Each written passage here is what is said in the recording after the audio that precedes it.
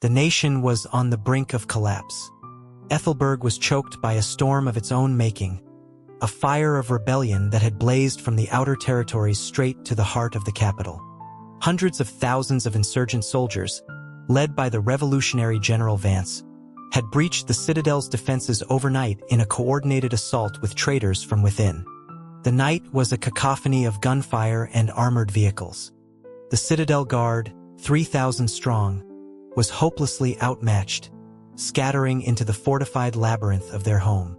Staffers fled with whatever they could carry, their frantic escape a footnote to the end of an era. President Lynch, cornered and without recourse, was found dead in his private study, a final act of defiance against the inevitable. Vance victorious, Lynch defeated. Vance victorious, Lynch defeated. Dawn broke over the besieged city, but the insurgents' roars of victory were relentless, echoing even through the subterranean tunnels. Julian Lynch, the president's eldest son, could go no further. He was a portrait of exhaustion and injury. Once, he had possessed a striking, confident bearing, but in the 6 months since Vance's populist uprising had snowballed into an unstoppable force, swallowing state after state, he had aged a decade. In this moment, shadowed and bleeding in the dark, he mirrored the grim finality of his father. He knew the service corridor would soon be overrun. Despite the urgency clawing at his insides, an innate dignity prevented any show of panic. He had to hold on just a little longer until the designated arrival. He laboriously set aside his sidearm, unbuttoning the blood-soaked jacket of his bespoke suit. He removed his shattered cufflinks, attempting to regain some semblance of his former self. Soon, a grizzled man with a powerful build emerged from an intersecting tunnel, guiding a boy of about 11 or 12. It was the second son, Evan Lynch. A smear of grime on Evan's cheek made his fair complexion seem almost translucent. Tears shimmered in his eyes, but seeing Julian's stoic expression, he held them back. Hearing the muffled shouts from above, he didn't ask about their situation, only managed a soft whisper of his brother's title. Julian saw he was unharmed, and a fraction of the tension left his shoulders. He said little, instead pressing a small, heavy object into his brother's hand, telling him to hold it steady.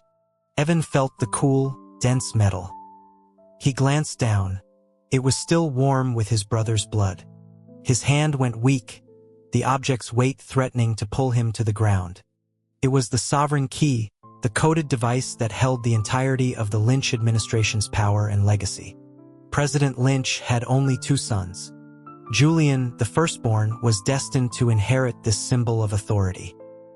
He was principled, a decorated officer, and possessed a keen eye for talent. The cabinet had all agreed he would one day make a fine leader. Evan, however, had always been of a more delicate constitution, his disposition quiet and scholarly. He had grown up sheltered by his father and brother, never groomed for power, never considered a contender. Julian anticipated his brother's struggle with the key. He reached out to support Evan's hand, but then, remembering the boy now had to stand alone, he withdrew his trembling fingers. Evan's eyes blinked rapidly against a rising burn, murmuring that it was so heavy. Julian's own eyes were laced with crimson. He told his brother that its weight was why it had to be protected with one's life. He gazed toward the faint glimmer of light at the tunnel's exit, his voice thick as he fought back a sob. He asked Evan if he saw it. He explained that beyond that exit lay a new path for their cause, a path he himself was too broken to walk. He impressed upon Evan that he had to remember, he was now the symbol of their government in exile, that thousands of loyalists across the nation would rally to him. A ragged cough escaped his lips. Looking at his young, fragile brother, he left many words unspoken, sighing as he placed a hand on his shoulder. He assured him that allies were waiting outside Ethelberg, that Silas Thorne would get him away safely. He told Evan that Silas had been a second father to him, and now he would be one to Evan, that he must be respected and trusted as he would their own father. Evan clutched the sovereign key, his sobs barely audible. He pleaded not to go. Julian's eyes finally reddened. He hardened his heart and turned away from his brother, bowing his head to the man beside him. He entrusted his brother to Silas, asking him to prioritize the larger cause if Evan's youth led him astray. Silas Thorne's face was a mask of solemn duty. He knelt before the wounded heir in a gesture of ultimate loyalty, assuring the first son that he would devote his life to fulfilling the mission. The thunder of boots and vehicles from above grew louder, closer. Evan cried out his brother's name. Silas covered the boy's mouth and nose, lifting him with one arm and breaking into a run down the western passage. Silas was a trained soldier, well past his prime but more than capable of handling a struggling child. With his duty weighing on him, he did not look back. The bond between them severed in that final, silent farewell. But Evan couldn't stop himself. His desperate tears and anguish soaked the calloused hand of his guardian. The light at the end of the tunnel grew brighter, and with every step, Ethelberg and his family receded further into memory. The tears streamed down his face, a silent torrent he was glad his brother had not witnessed.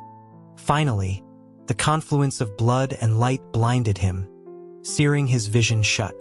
Evan awoke with a violent gasp, the world still dark. A torrent of foul, stinking water crashed down on him, the shock and nausea a physical blow that washed away the cold sweat of the nightmare. It had been 7 years since the fall. A voice, thin and mocking, called out to the lynch pretender, asking if he was finally awake. A portly man in an immaculate suit fanned the air in disgust, wrinkling his nose at the stench rising from Evan. He instructed a nearby guard to use cleaner water next time, fussing that Director Dunn and the president shouldn't be subjected to the smell. This Evan was no longer an innocent child. He had spent 7 years in exile with Silas Thorne, a fugitive moving between sympathetic territories and rebel-held enclaves, evading capture while cultivating a network of loyalists. The Vance regime had spent years hunting down remnants of the Lynch administration, suffering occasional, sharp retaliations. A month ago, Captain Marcus Cole of the Citadel Guard, on assignment in the Sutter region, had accidentally apprehended Evan and a few of his followers. After 2 more blasts of icy water, Evan's vision cleared slightly. The cell was lit by the hellish glow of heat lamps, the coils burning a furious orange. Yet they failed to fully illuminate the man in the tailored suit standing outside the reinforced bars, the current president of the Republic, Cale Vance. His mortal enemy. Cale's father had been General Vance, the man who had overthrown the Lynch dynasty. The general had ruled for only a few months before dying suddenly of a mysterious illness, a demise whispered to be divine retribution for appending a century of stability. Cale, like Evan, had been thrust into power at a young age. He was now 19, the same age as the man in the cell. The continent was not large enough for both of them, and here in this small, subterranean room, their conflict could only end in one's destruction. A man standing beside the president spoke first, his tone dripping with condescension. He demanded to know the locations of the other Lynch remnants and if they had contacts inside the Citadel.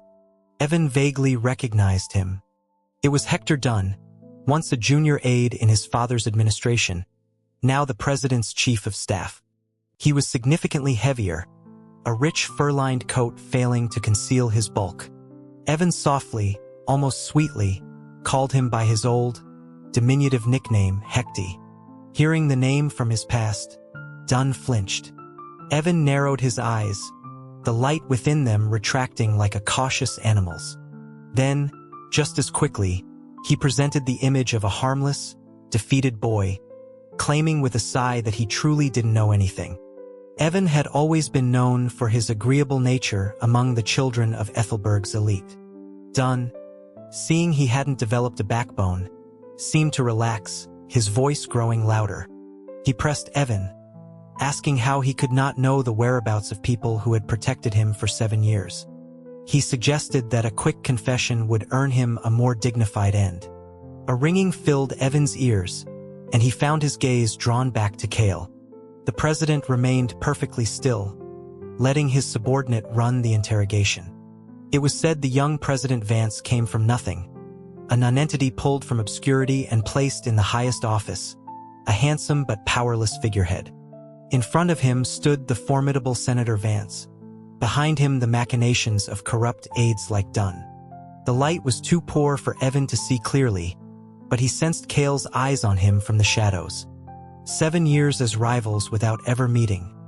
Now, with only bars between them, the curiosity was a palpable itch.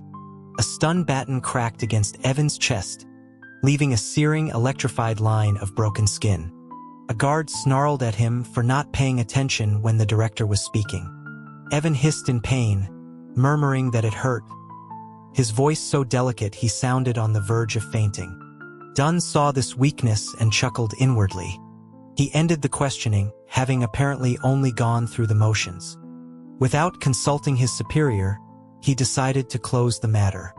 He announced that, with the pretender captured, the few remaining rebels were no longer a threat.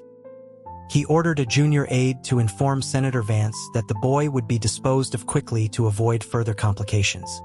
The last of the old dynasty was always a liability. The aide acknowledged the order and turned to leave. Wait, Cale finally moved. The light caught the sharp, unforgiving line of his jaw. His voice was as cold and hard as his expression when he ordered the prisoner brought out for his inspection. Everyone else withdrew to the corridor outside the cell. Hector Dunn, now feeling the oppressive heat, removed his coat, an underling catching it for him.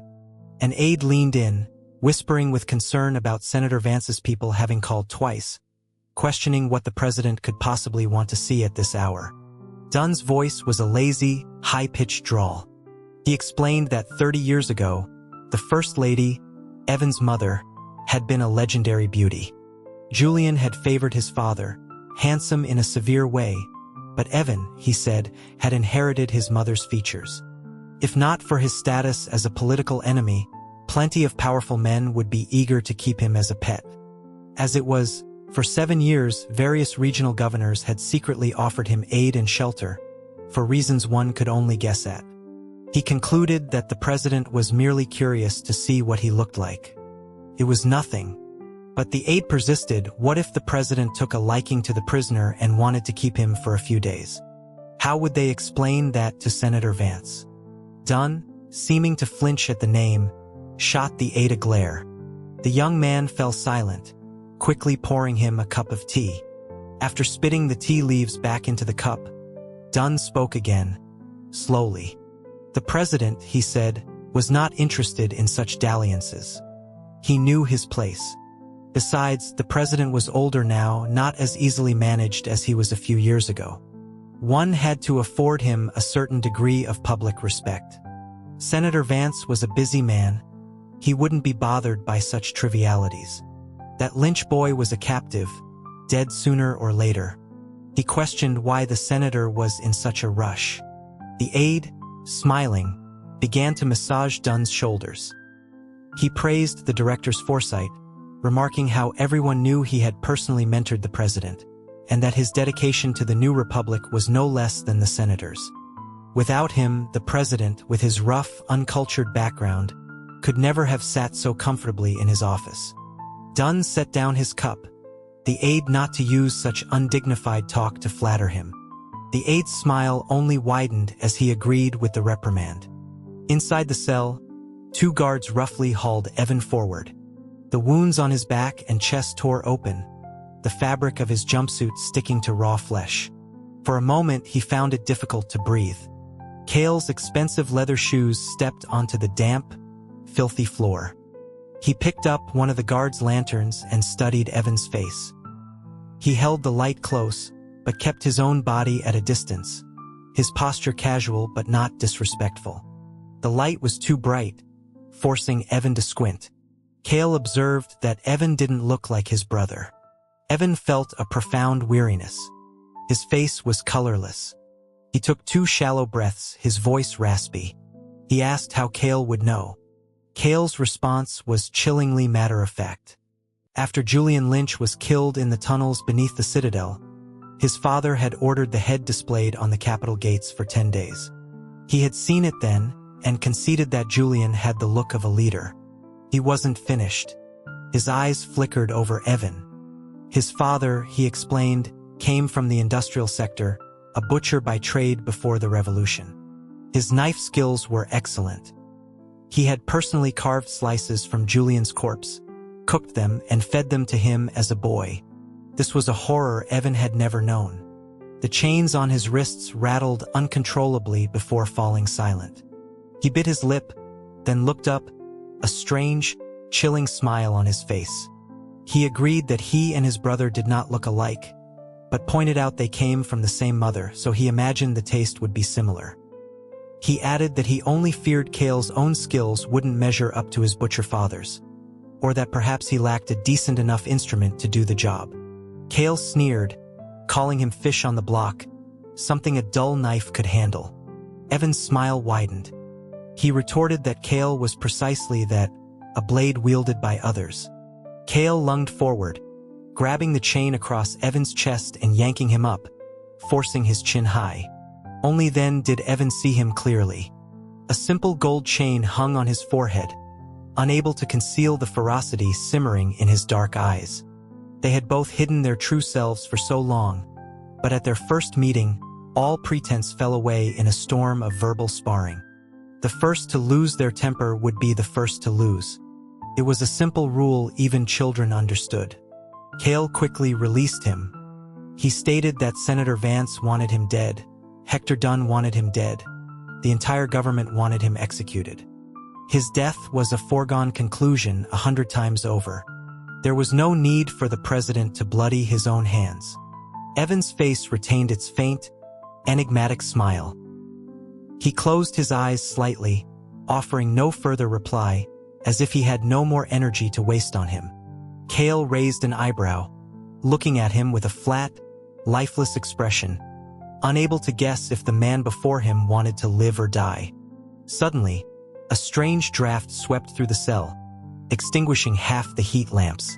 Two figures dressed as guards burst from the shadows, their faces masked. With swift, practiced movements, they severed the heavy chains binding Evan. They kicked open the cell door, grabbed him, and began to drag him out. Evan, caught completely by surprise, coughed up a mouthful of blood.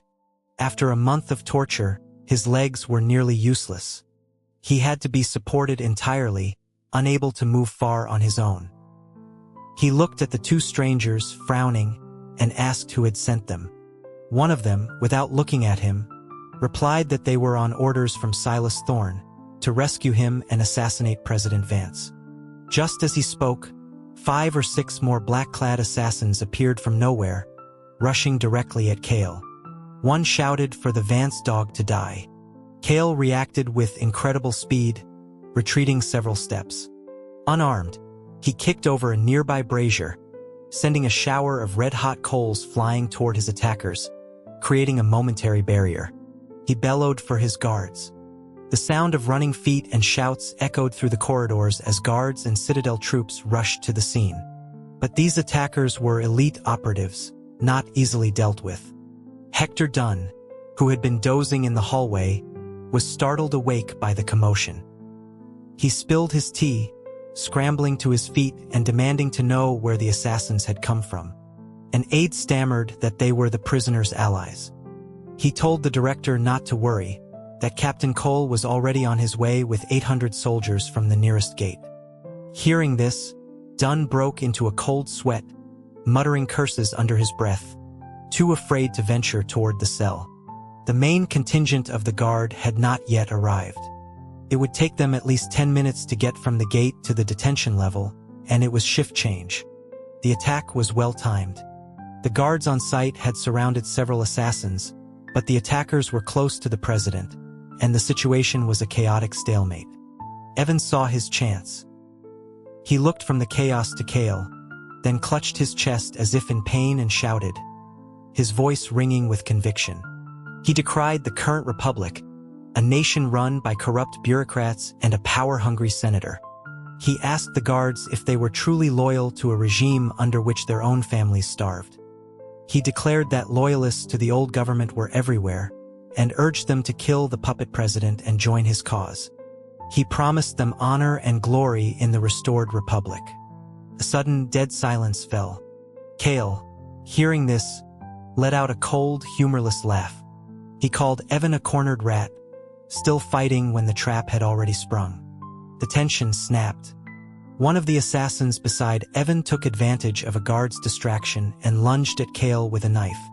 Cale sidestepped, smoothly moving to put Evan between himself and the attacker.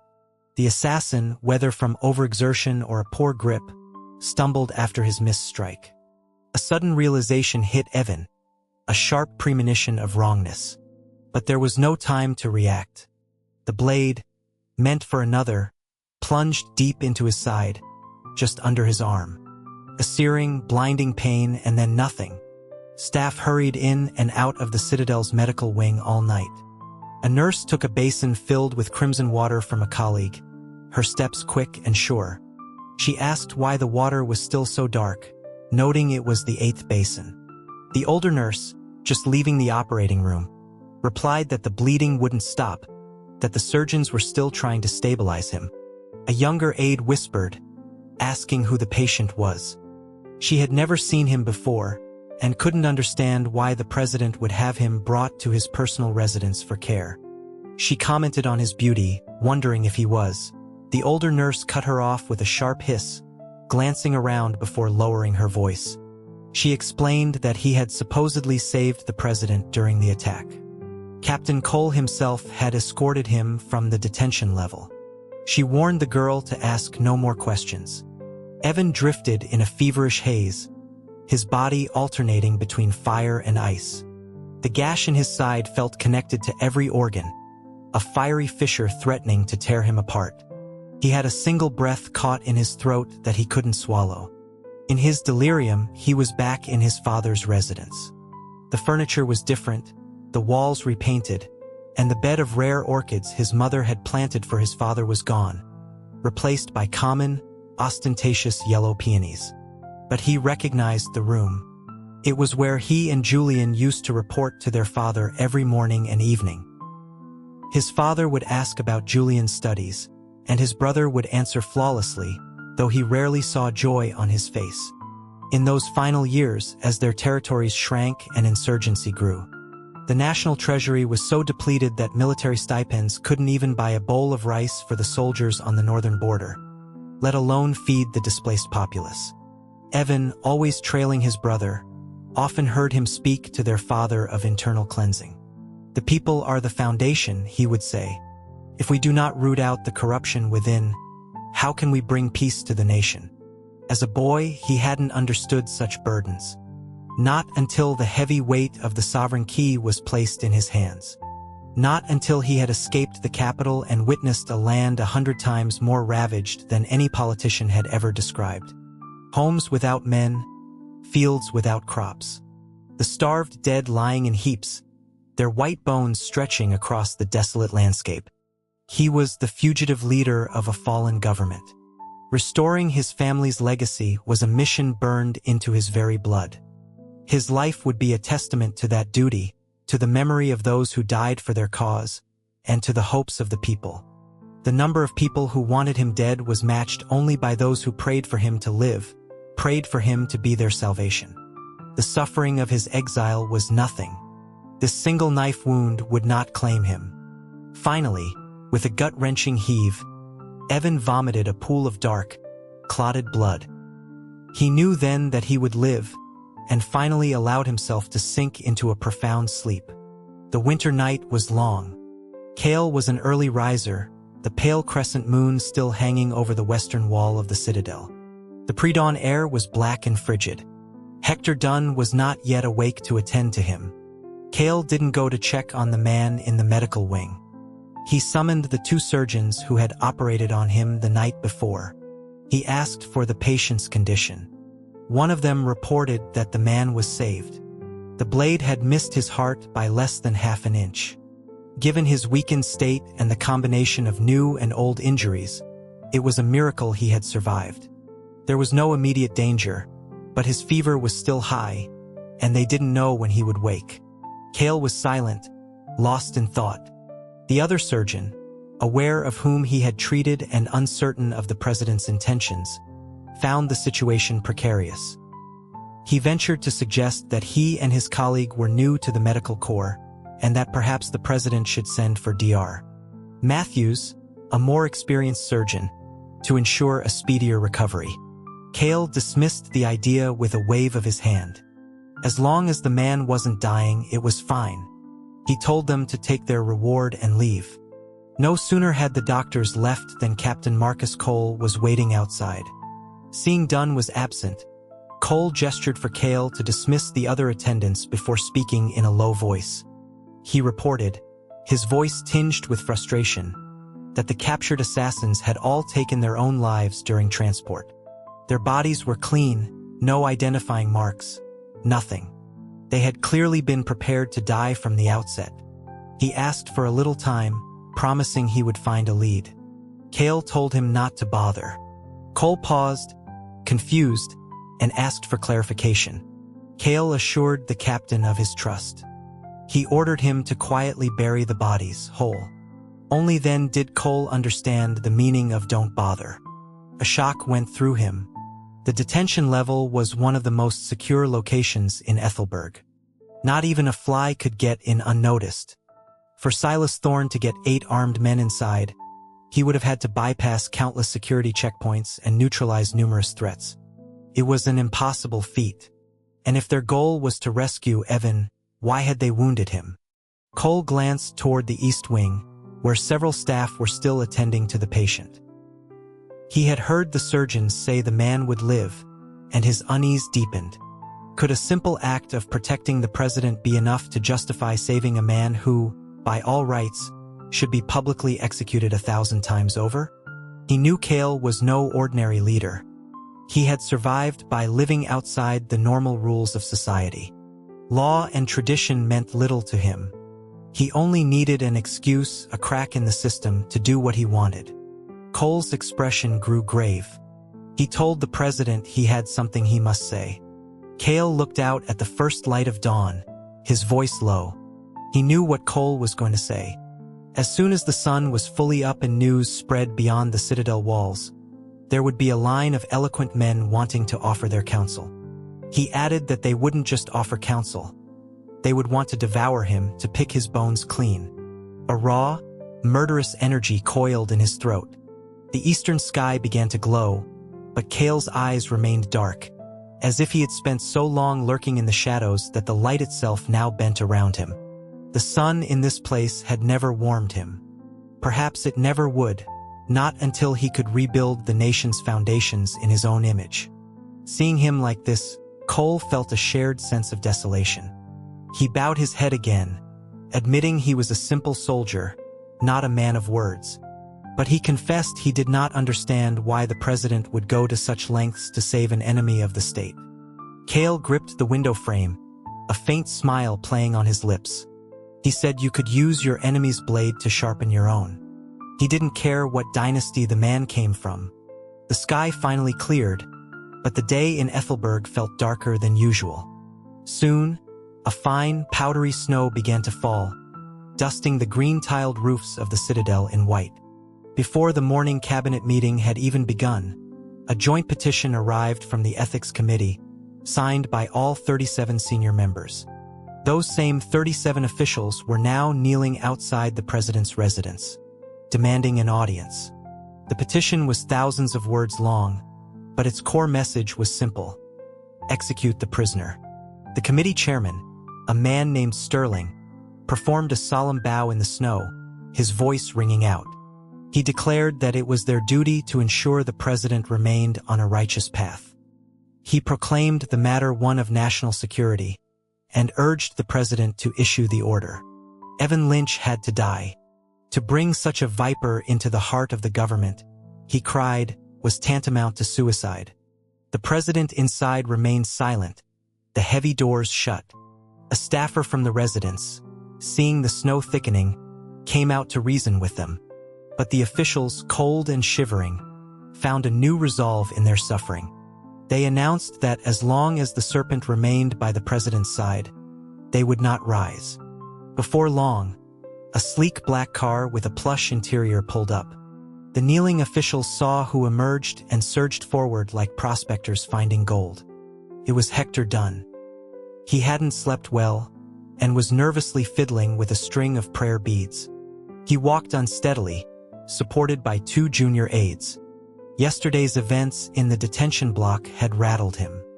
As the guards were leading the assassins away, one had broken free and lunged at him with a hidden shiv, nearly slicing off his nose. The man's face had been a mask of madness as he died, laughing that the ghosts of the Lynch family would return to claim Dunn's soul first. It had been Dunn, all those years ago, who had fed intelligence to General Vance's forces, allowing them to surround the citadel and force President Lynch's hand. Someone called his name, startling him. He clutched his chest, catching his breath before addressing the crowd. He asked the esteemed gentleman what could possibly be so urgent as to bring them out to suffer in such weather. Sterling, his face a mask of righteous indignation, explained that the president had brought someone back to the residence who did not belong there. As an officer of the ethics committee, he feared the president was falling under a corrupting influence and had come with his colleagues to offer counsel. Dunn's fingers paused on his beads. He cast a sidelong glance at Sterling, remarking that the president's residence was not the legislative chamber. He found it unbecoming for such learned men to be kneeling in the snow. On his way over, his aides had briefed him on the situation with Evan, but he was still too shaken to think clearly. Other officials chimed in, complaining they had been kneeling for over an hour without a word from inside. They expressed fear that the president was determined this time. They flattered Dunn, reminding him of his close relationship with the president, saying that even Senator Vance sometimes used him as an intermediary.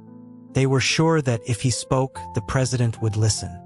Dunn, accustomed to such sycophancy, simply puffed out his chest and walked toward the residence doors.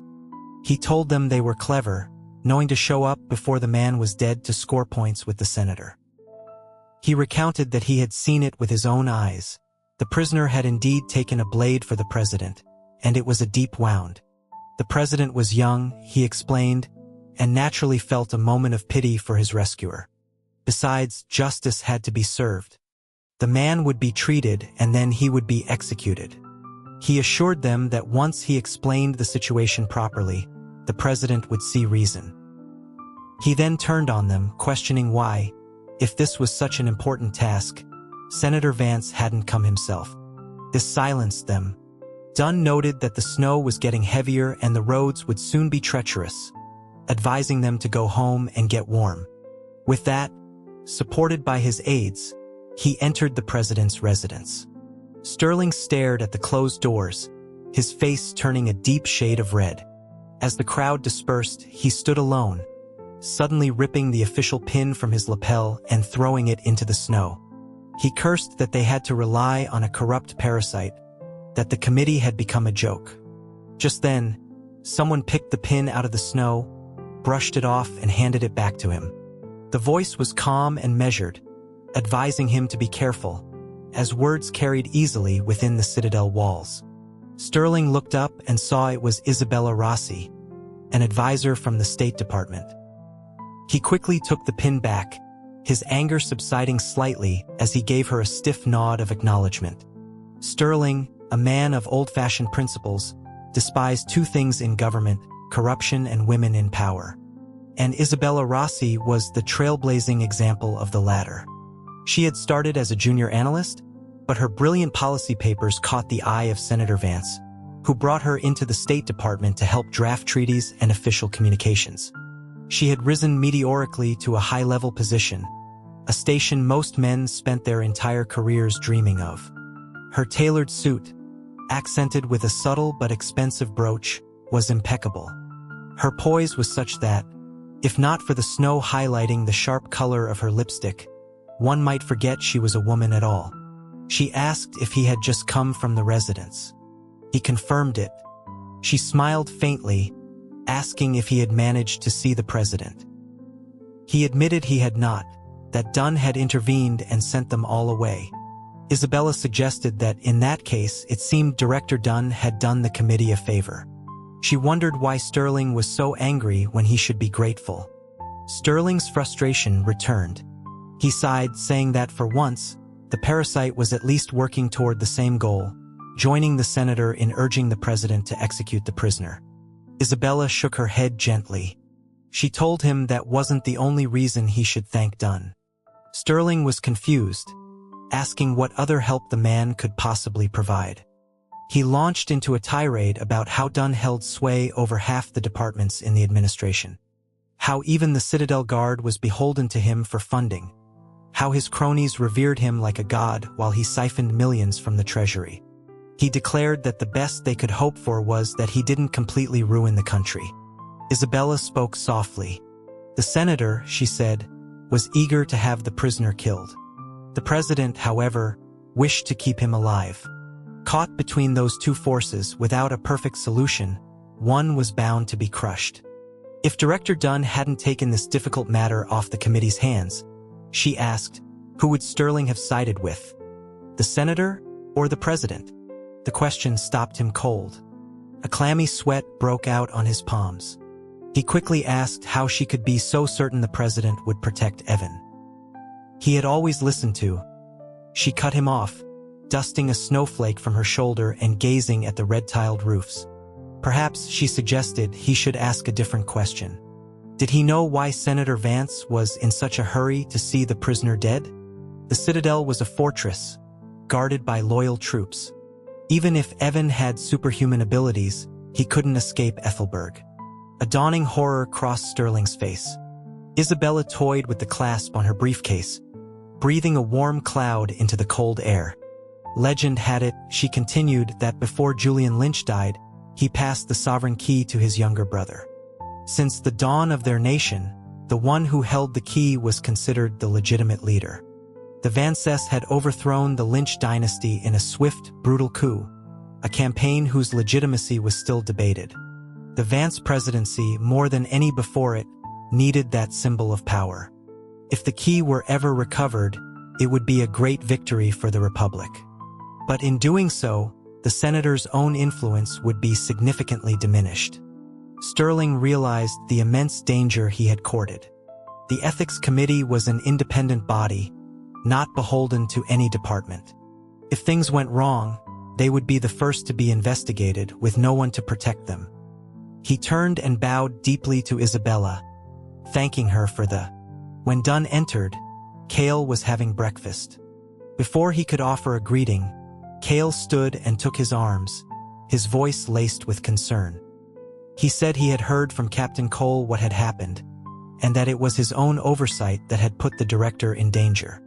Dunn accepted the gesture, sinking into a chair at the table and warming his hands over a small portable heater. He told the president he was worried. This snowstorm in the capital, he said, could blind the president to what was happening just outside his own walls, and this winter would be a difficult one for Ethelberg. Cale was silent for a long moment, a genuine sorrow in his eyes. He said he hadn't realized Dunn had grown so distant from him. Dunn's heart softened. He asked how the president could say such a hurtful thing. Cale explained that his reason for not killing him was fear. The Lynch loyalists were fanatics. Killing Evan inside the Citadel now would only enrage the remaining factions, pushing them to a final, desperate act. And who, he asked, would be their primary target then? Dunn couldn't help but think of the assassin's face, of the elder President Lynch's dying glare. He was a man of low birth who had betrayed his country for power, a traitor reviled by all. Others didn't know that for years, while his days were filled with luxury, his nights were haunted by the ghosts of the old regime. A popular rumor circulated among the people. The day the Lynch loyalists retook Ethelberg would be the day Hector Dunn's head would roll. If the loyalists hated General Vance and Senator Vance 9 parts, they hated the traitorous Dunn 20 parts. As if the fall of the nation was his fault alone, when all he had done was open a door, show them a path. He had grown to despise this narrative, yet he was often consumed by remorse. The First Lady had been kind to him, and he had been instrumental in her death. He had to pile fortunes before altars just to find a moment's peace.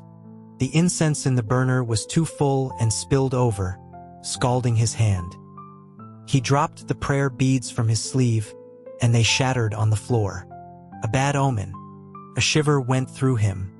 He looked at Cale, his voice strained. But keeping the prisoner in the capital indefinitely was not a solution. He asked if the Republic was so weak that it feared a few scattered remnants. Cale's response was calm. He reminded Dunn that the senator sent troops to quell the remnants every year, yet they sprang back up like weeds after a fire. Several southern territories had yet to be pacified and were now de facto Lynch-controlled. The Lynch dynasty had ruled for a century. The Vance Republic was a newborn. Winning the hearts and minds of the people would be a slow, careful process. Keeping Evan Lynch alive, he argued, would at least keep the southern territories from making any rash moves.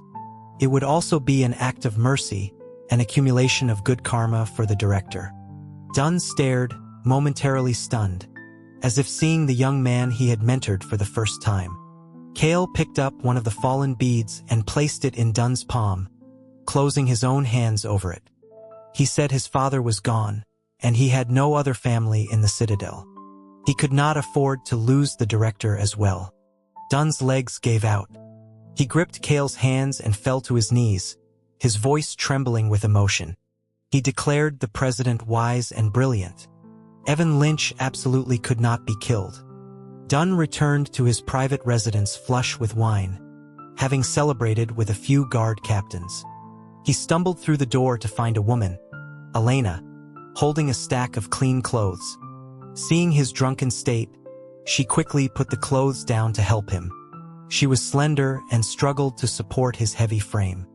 Dunn, emboldened by the alcohol, became lecherous.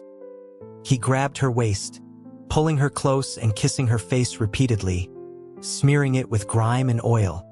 Elena tried to push him away, uncomfortable, telling him he was drunk. His mood soured instantly. He slapped her hard across the face, his voice turning vicious. He snarled that they were married in all but name, and in their own home she had no right to act so pure.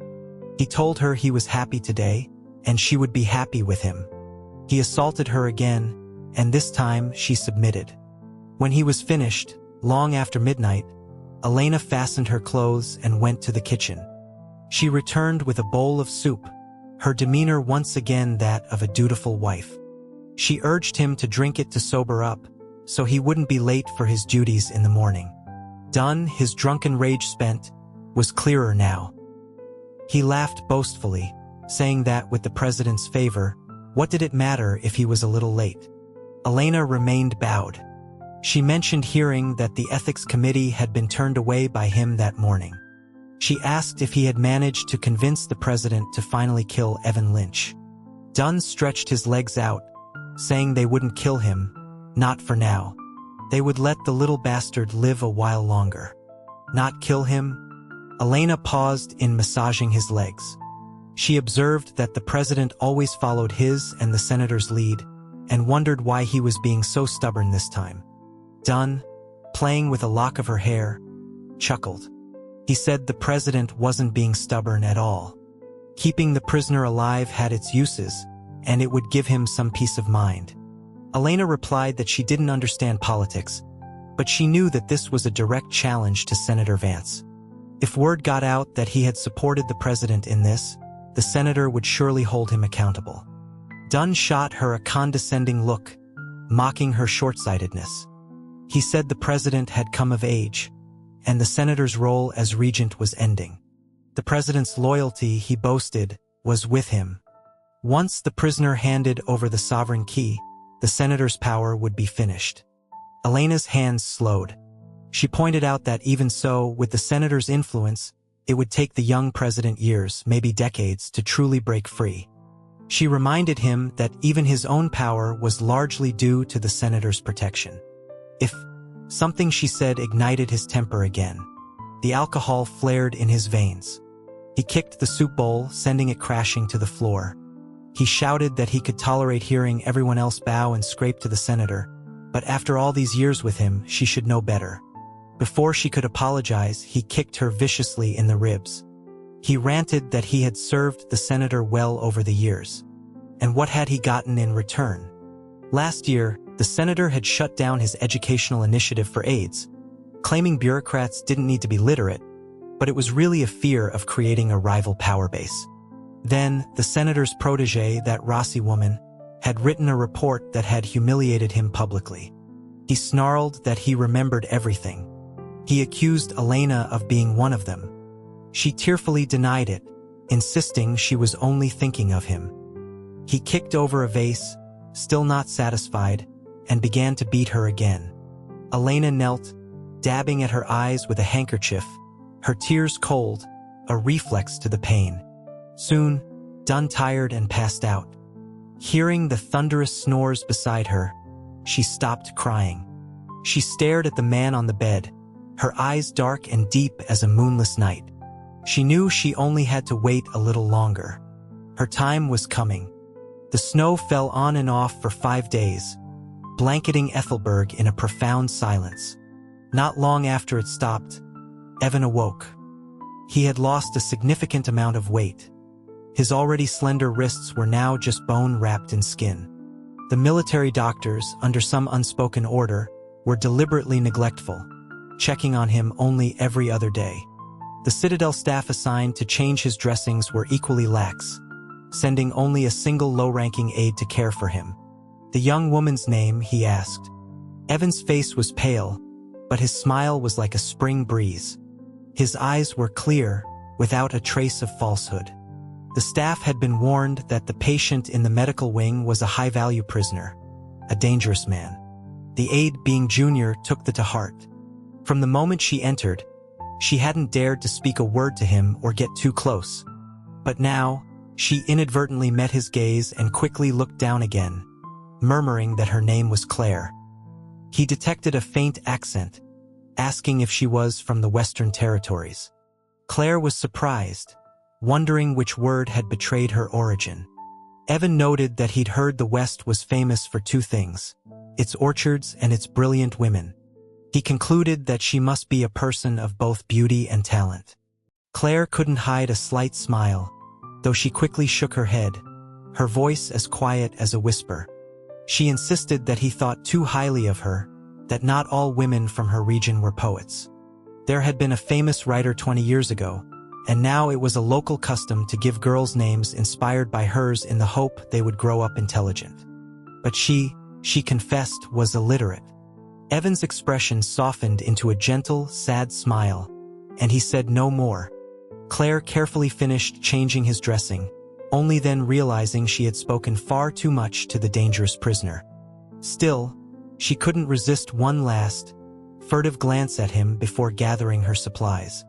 When she turned, she found Cale Vance standing silently in the doorway. The medical wing was less than 100 paces from the main residence, but this was the first time he had come since Evan had been brought here. She gasped and dropped to her knees in greeting. Evan, seeing him from the corner of his eye, let his smile fade. He lay back on the pillow and closed his eyes, feigning sleep. Cale's face was unreadable. He walked in and glanced at Claire on the floor. He commented that if she was hot, she should wear less. Her movements were clumsy, and her face was flushed. Claire pressed her forehead to the floor, too frightened to speak. An attendant behind Cale promptly removed her light jacket and escorted her outside to stand in the snow, so she could cool off. She knew she had angered the president. She bit her lip and did not beg for mercy. Evan soon heard the sound of quiet sobbing from outside. He opened his eyes a crack, catching a glimpse of the snowy courtyard, and found Cale watching him. Cale asked if it pained him. If so, he could join her. Evan shifted, the wound in his side sending a sharp jolt of pain through him. He looked at Cale, his gentle eyes now clouded with something else. He asked if Cale couldn't bear to see him be kind to her, or if he couldn't bear to see her be kind to him. Cale's answer was simple: both. He sat in a chair furthest from the bed. Aides brought fresh tea, new coals for the heater, and lit incense with a scent the president favored. After they had efficiently set the room to rights, they withdrew, closing the door tightly behind them. The room quickly grew warmer. Evan, however, felt a chill and coughed twice. He asked why Cale had come. Cale retorted, asking if Evan was not grateful. He, the president, had spared his wretched life and now brought him warmth on a snowy day.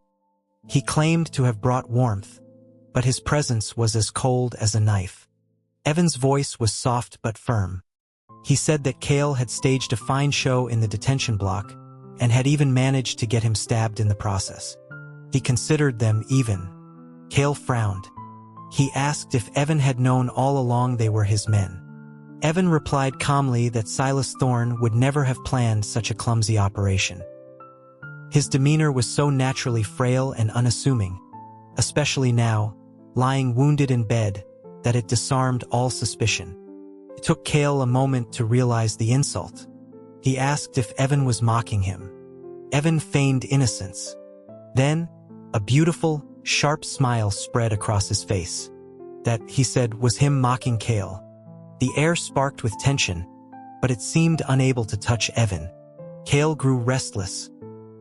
He stood and walked closer, staring at the man's pale, perfect features, and let out a sudden, cold laugh.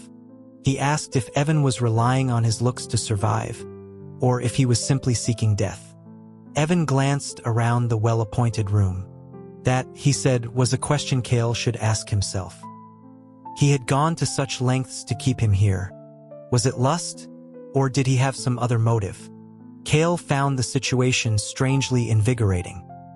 He had never met anyone like Evan, so refined and yet so sharp-tongued, like a piece of exquisite, searingly hot jade. He didn't get angry. Instead, a peculiar curiosity stirred within him. A worthy adversary indeed. He stated that he was not Hector Dunn. He had no interest in beautiful things. As he said this, his eyes darted away. He returned to his chair. He asked if Evan knew what he wanted from him. Evan's gaze was distant. He tilted his head back slightly, a threatening edge to his soft smile. He said that if Cale killed him, the sovereign key would be lost forever. The snow melted, and on the day the sun returned, Isabella Rossi was seen leading a dozen officials through the citadel with a sense of urgency. A brash young major named Leo Vance intercepted her, asking where she was going in such a hurry. He suggested that since the snow had cleared, he should treat her to tea and music at the capital's finest club. Leo was known for his military prowess and his persistent, often unwelcome, advances toward her. She motioned for her aides to proceed without her, then gave him a polite but formal nod. She informed him that the president had convened a meeting with members of the cabinet and the Public Works Department to reconsider the establishment of an internal policy institute.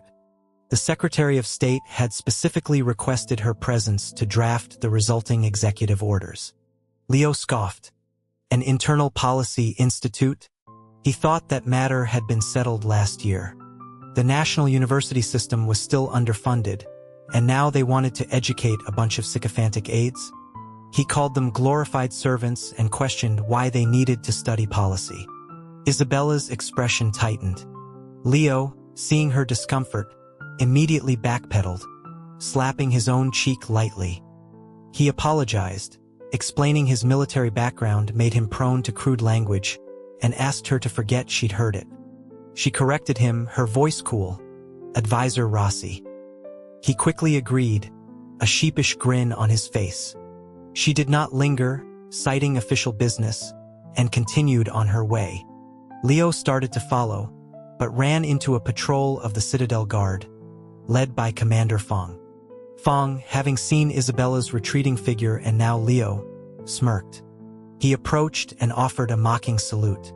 He commented that Advisor Rossi was a pillar of the state, highly regarded by Senator Vance. She couldn't very well throw away her career to marry him and join his stable of mistresses. The Citadel Guard was technically under the military's command, but this elite presidential protection unit operated differently. Since Hector Dunn's power had grown, authority over the Guard had slowly shifted to his office, making them his personal enforcers. They were now part of the military in name only, their performance reviews conducted by Dunn's staff and their salaries paid from a discretionary internal fund.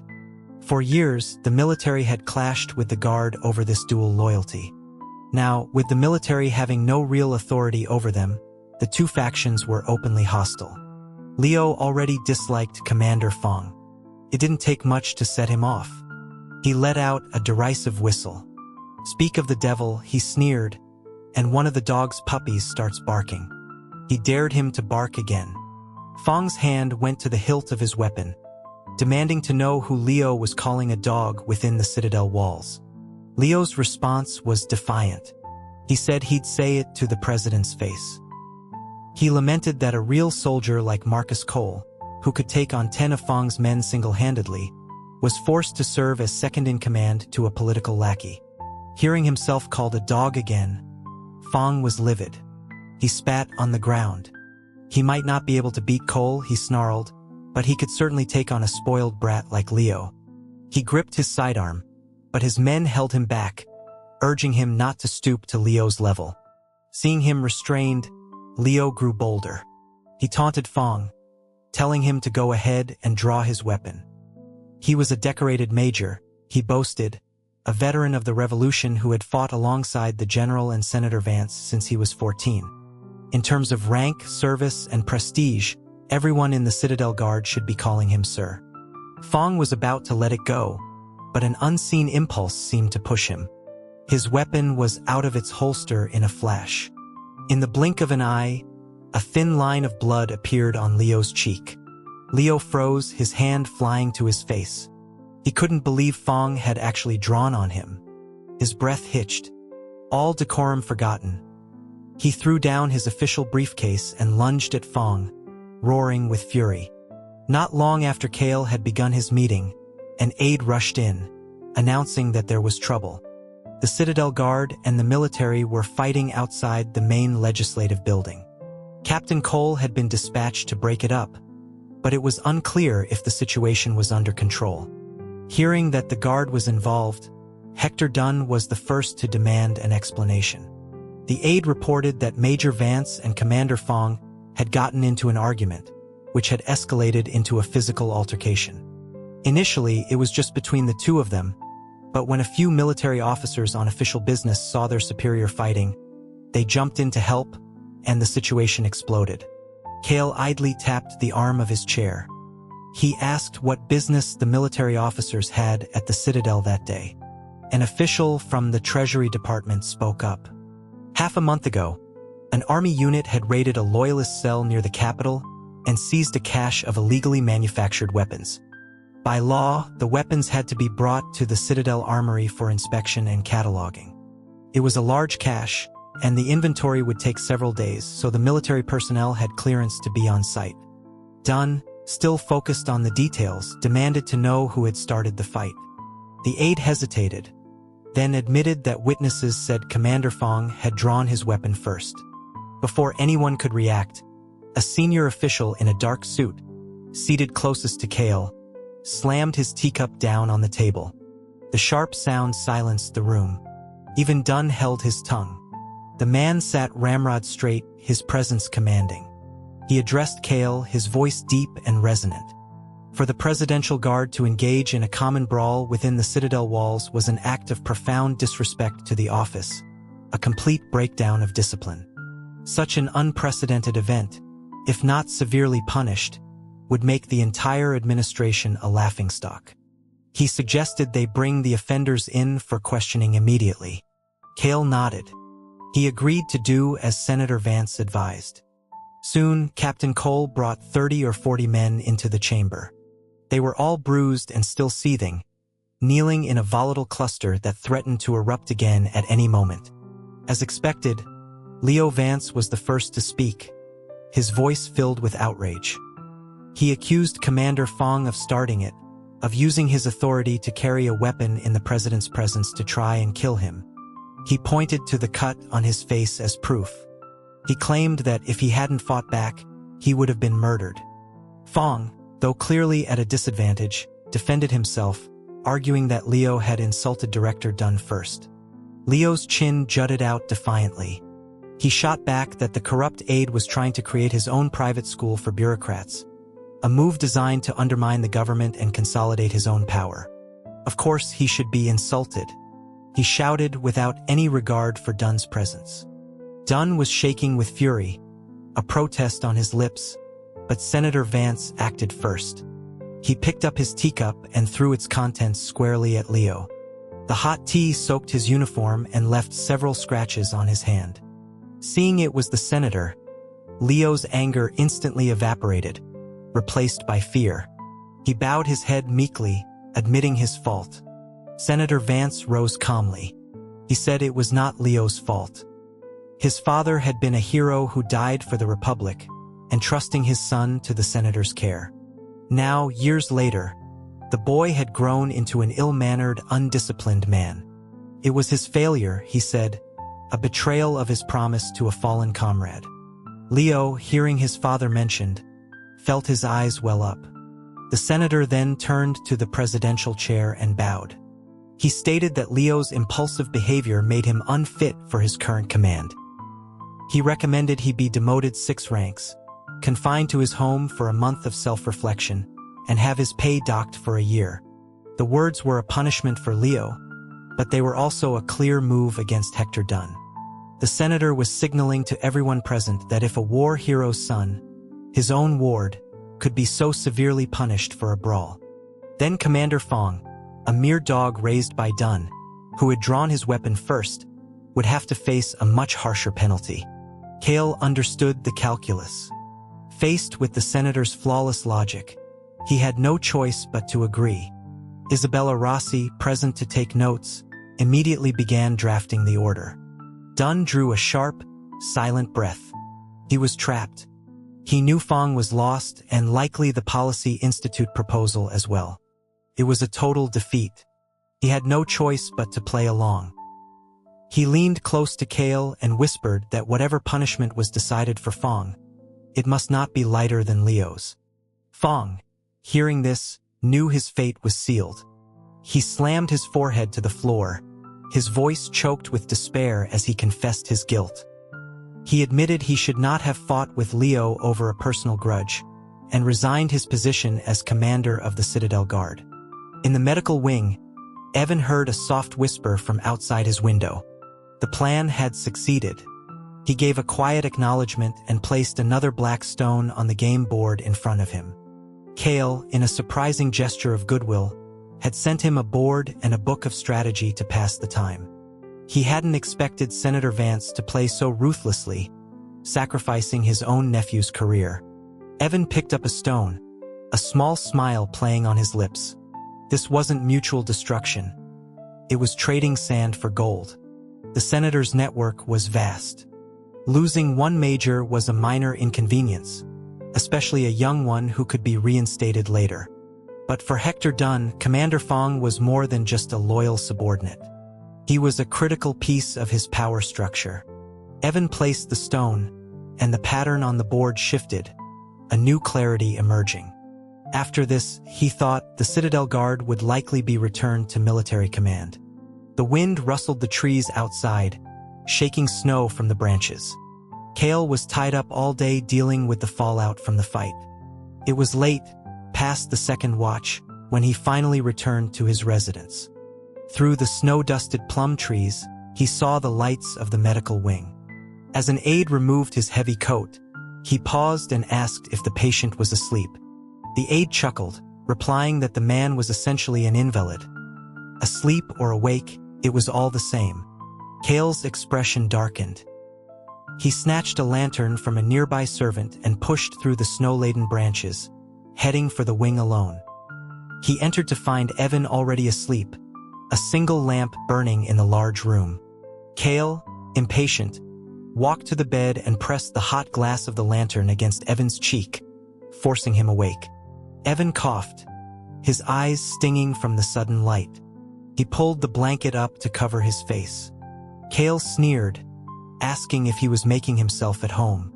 He ripped the blanket off and threw it to the floor. Evan, unable to sleep now, slowly pushed himself up. His dark hair spilled across the pillow, his voice thick with exhaustion as he asked what had gotten the president so agitated in the middle of the night. Cale tossed the lantern aside, his initial fury having subsided slightly. He said that the person who started the fire knew full well what it was. Evan's voice was hoarse. He feigned innocence, saying he would never dare to stir up trouble for the president. Cale found the sound of his sleep-addled voice strangely provocative, almost indecent. He, the president who rarely thought in such terms, found himself applying them to this man. Evan had been raised in luxury, a prince of the old world. Even as a fugitive, he had been known for his decorum. Why, then, did he seem the opposite in Cale's eyes? Annoyed, Cale found a pot of tea, poured a cup, and handed it to Evan, telling him to drink. Evan took it, hesitated, and noted that the tea was cold. Cale ordered him to wet his throat before speaking again. Evan complied, the cold liquid a shock that ran from his tongue to his stomach. As he drank, Cale watched him, his own voice turning cold. He asked if Evan had heard what happened earlier that day.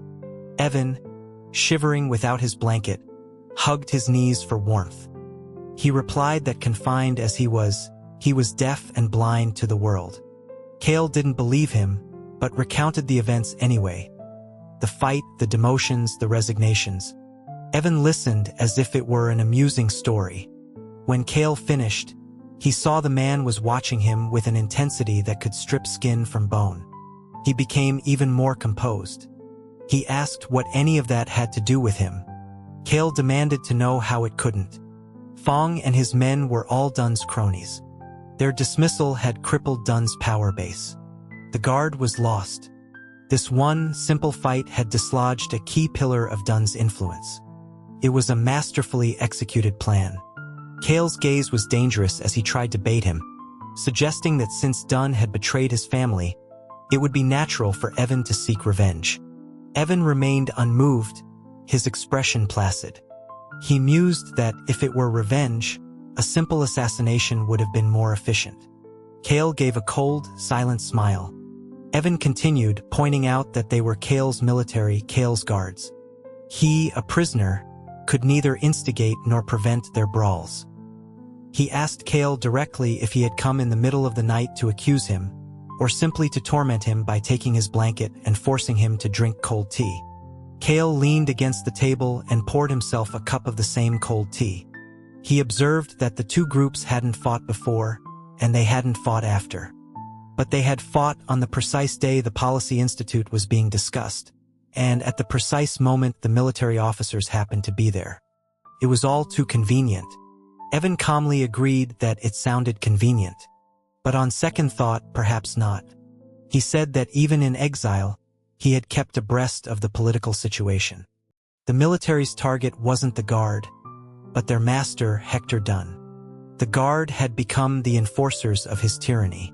The military wasn't the only branch of government that feared him. And now he wanted to create his own policy institute. Cale leaned closer, intrigued. So Evan also thought the institute was a bad idea? He tried to read something, anything, from the man's expression, his breath. But all he could detect was a faint, clean scent, like fresh rain on new blossoms. Evan didn't flinch from the proximity.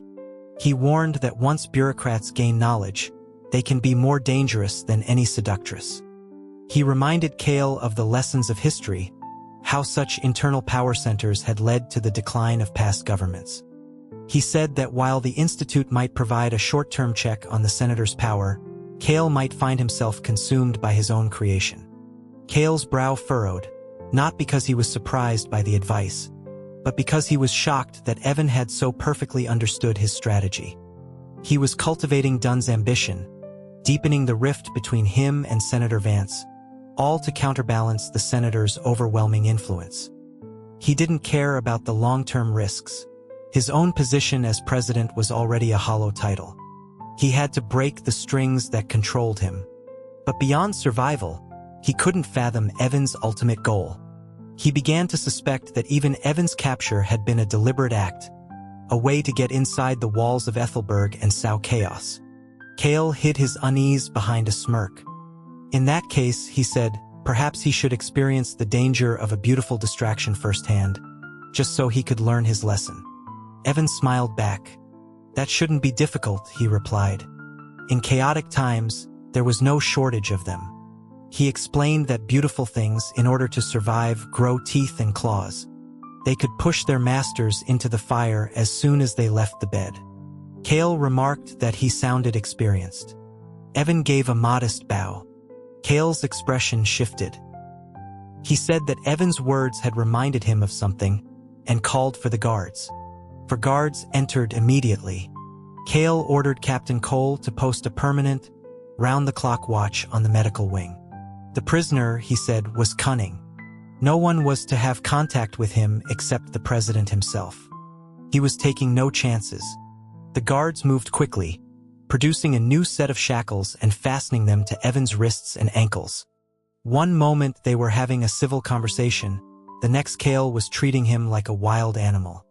The cruelty was breathtaking. Evan, speechless, looked at Kale's retreating back.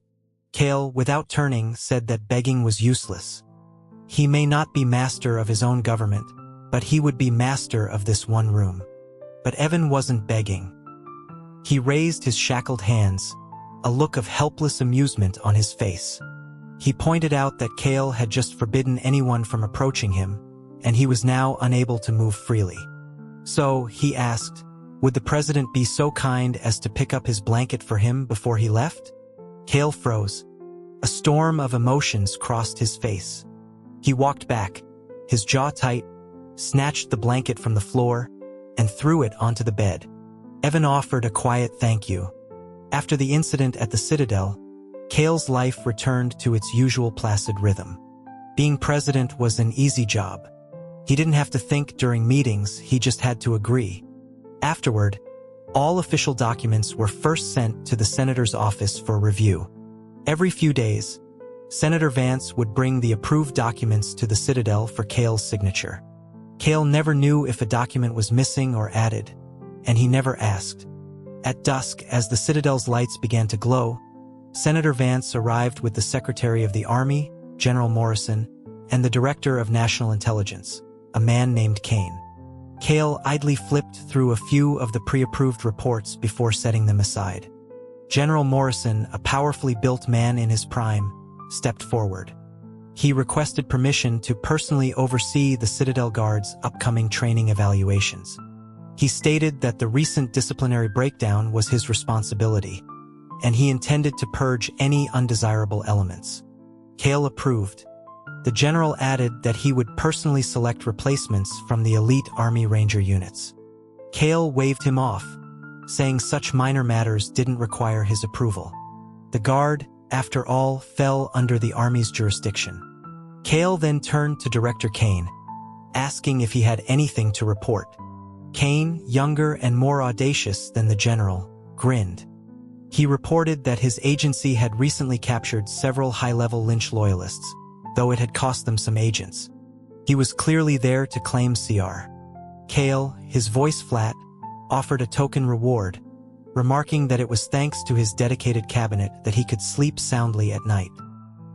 He then gave a theatrical yawn, indicating he was tired of reading reports. But Senator Vance spoke up, saying he had one more item. Kale sat up a little straighter. The senator, his posture as rigid as ever, his temples graying, asked if the president had made any progress in questioning the prisoner in the medical wing about the sovereign key. Kale paused, smoothing the fabric of his suit over his lap. He replied that the man's exterior was soft, but his will was strong. It would take time to break him. The senator offered to take over the interrogation. Kale countered that the senator's time was too valuable. The senator insisted that for the good of the state, no task was too burdensome. Kale replied that the senator was a pillar of the republic, and it would reflect poorly on him if he were seen to be overtaxing such a vital national asset for a mere prisoner. The verbal chess match continued, each move precise, each word laden with hidden meaning. Senator Vance fell silent, his gaze fixed on Kale. Though he stood below the presidential chair, he seemed to loom over it.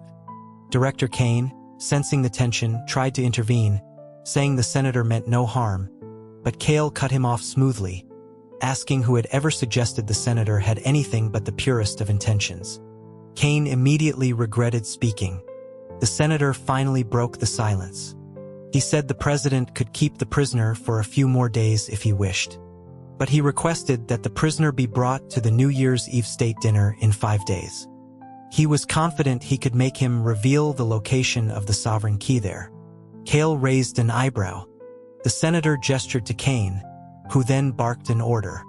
Several agents dragged a disheveled man into the room. He was so badly beaten it was impossible to tell if he was alive or dead. He had been given a clean jumpsuit for the occasion, but it did little to hide his mangled state. Cale asked who he was. Kane explained that he was Nolan, the son of the infamous Lynch-era general Caspian. The agency had captured him 3 days ago. He had been running a network of machine shops, manufacturing weapons for the Loyalists. They had been hunting the father for 7 years, Kane said, but capturing the son was a decent consolation prize. Cale stared at the broken figure on the floor. He remembered the name, the Golden Boy of Ethelberg. He was skeptical. Kane, with a cruel grin, grabbed Nolan by the hair and yanked his head back, revealing a face that still held the faint echoes of its former handsomeness. To reduce a man to this state in just 3 days was Kane's specialty. He confirmed Nolan's old reputation, then added that Nolan had been Evan Lynch's closest childhood friend. If they threatened Nolan's life, he was certain they could achieve their goal. Cale gave a low laugh and picked up a fresh cup of tea. He took a sip and recoiled, complaining it was too hot and demanding a cold one. An aide hesitated, murmuring about the president's health in the cold weather, but Cale insisted. After the aide left, he asked what they had been discussing. Kane reminded him of the plan, to use Nolan to threaten Evan at the New Year's dinner. Cale nodded, then expressed doubt. He said Evan Lynch seemed tougher than he looked, and was perhaps ruthless enough to sacrifice a childhood friend for the sovereign key. Kane smiled. He explained that the Lynch resistance was held together by 2 men, Silas Thorne, who rallied support abroad, and General Caspian, who ran the clandestine network within Ethelberg itself.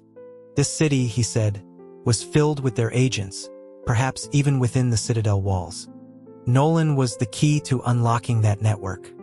He gestured to the senator.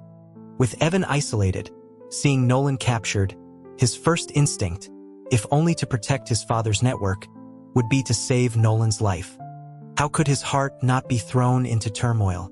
Cale's smile returned. He rose from his chair, walked over to the unconscious Nolan, and gave him a contemptuous kick. A psychological ploy, he mused. He complimented the senator on his methods and said he looked forward to the show. The weather grew colder, and Evan developed a persistent cough.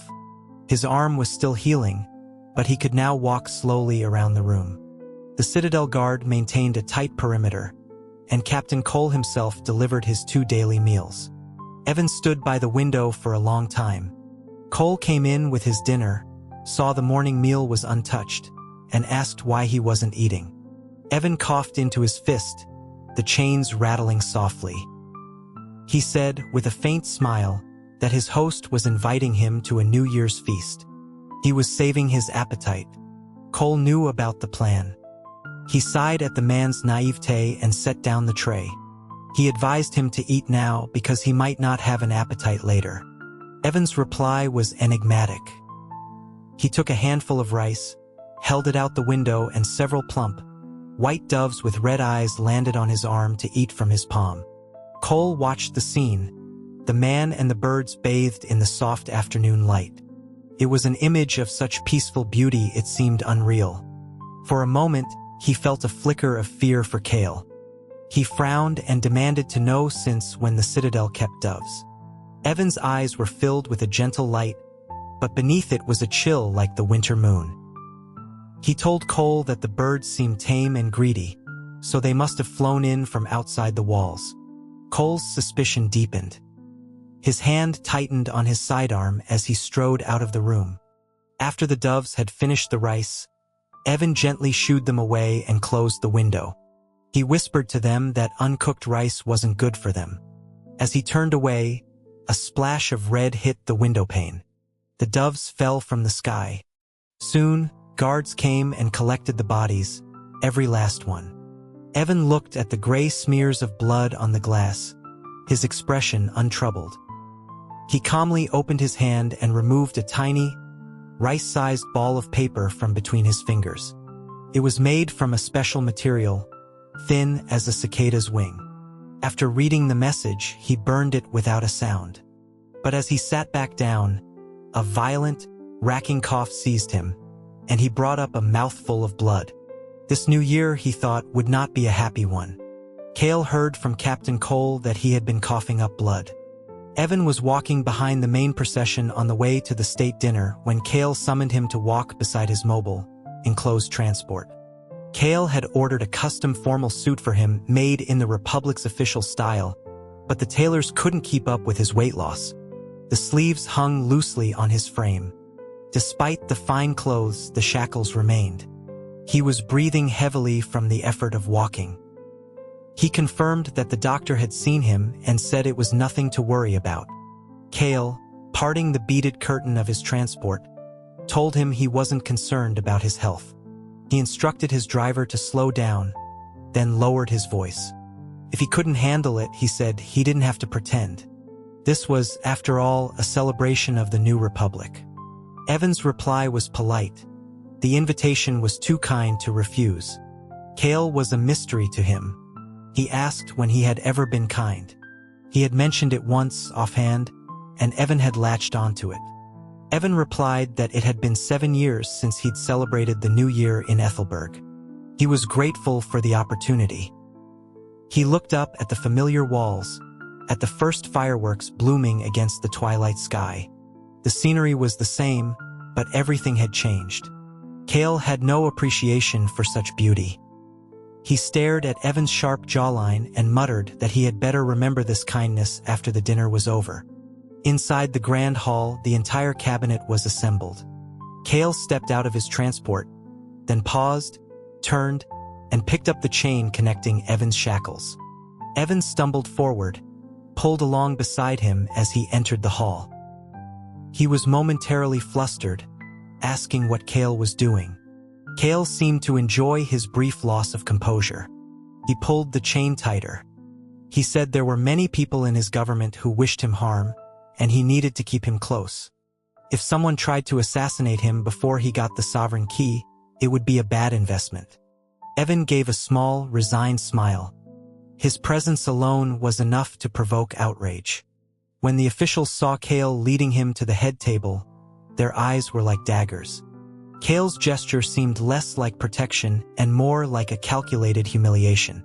Members of the ethics committee immediately stood to protest, declaring that an enemy of the state had no place at the head table. Cale gave a subtle nod to Hector Dunn. Dunn stepped forward, his voice high and sharp, announcing that it was a celebratory banquet, not a political debate. Evan was the president's honored guest, and as such, he would sit where the president placed him. Cale pulled the chain again, guiding him to the seat beside his own. As the committee members continued to protest, Cale declared the banquet open. An orchestra began to play, drowning them out. Dancers entered, and servers began to bring out lavish courses. Soon, a few guards quietly escorted the most vocal protesters from the hall. Cale leaned close to Evan, placing a piece of meat on his plate. He told him to eat, that it wasn't poisoned, and that he had gotten too thin. Evan looked at the food, then at the assembled officials, all of whom were furtively watching them. He asked what benefit Cale gained from cultivating a reputation for madness. Cale smiled. He was already considered incompetent. What did one more flaw matter? Evan observed that he was acting strangely tonight. Cale, feigning innocence, asked if he wasn't usually kind to him. Evan ignored him and began to eat, his face revealing nothing. The new Republic ceremonies were not as elaborate as those of the old, but the dinner still involved a number of formal toasts and speeches. Cale handled them with surprising ease. The feast was half over. Evan had finished eating and was watching the performers when Director Kane approached their table with a glass of wine. He offered a slick smile to Evan. It had been a long time, he said, and he owed him a toast. Evan, maintaining his composure, raised his own glass.